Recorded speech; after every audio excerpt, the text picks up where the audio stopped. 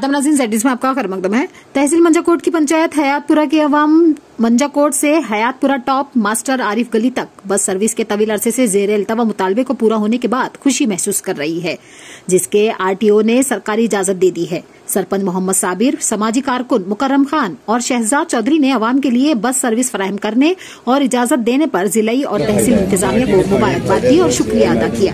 मुतल्लिका हुक्काम की जानिब से पंचायत हयातपुरा के मुख्तलिफ इलाकों से ताल्लुक रखने वाली अवाम ने अपनी ज़ेर इल्तवा मांग को मुकम्मल तौर पर पूरा करने पर इंतजामिया का शुक्रिया अदा किया। आगे देखिए मंजाकोट से हमारे नुमाइंदा गुलाम मुस्तफा खान की ये रिपोर्ट।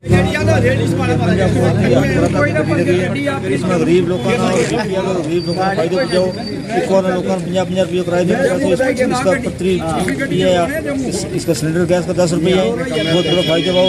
हम गवर्नमेंट को सब शुक्रिया अदा करा, पार्टी डिपार्टमेंट को शुक्रिया अदा करा।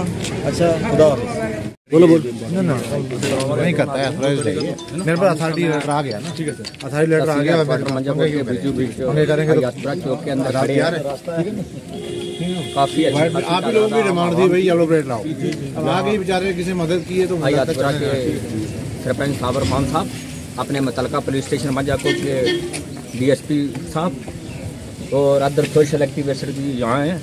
यहाँ लोगों के बीच में एक बहुत बड़ी खुशी का माहौल है कि काफ़ी अरसा से लोगों की डिमांड चली आ रही थी कि हमारे रूट पे मतलब मंजाकोट से हयातपुरा या रजौरी से भैया मंजाकोट से होकर हयातपुरा जाने के लिए कोई गाड़ी नहीं थी। लोग छोटी गाड़ियों का सफ़र करते थे, लेकिन छोटी गाड़ियों वालों की भी अपनी परेशानी थी।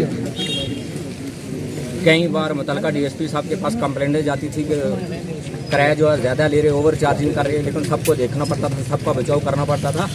तो लिहाजा आरटीओ रजौरी ने से काफ़ी लोगों ने जदोजहद करके ये गाड़ी का जो परमिट बनवाया, तो ये गाड़ी मंजाकोट से हयातपुरा तक जाएगी, ऊपर दनासन वाला की गली तक, वहाँ से नीचे जहाँ अपने कंसर्न सरपंच हयातपुरा पंचायत के साबर खान साहब ने और अपने डीएसपी साहब ने ड्राइवर को भी सख्ती से हदायत की है कि लोगों के साथ बदसलूकी ना, किसी भी शख्स के साथ किसी किस्म की बदसलूकी से पेश ना आया जाए।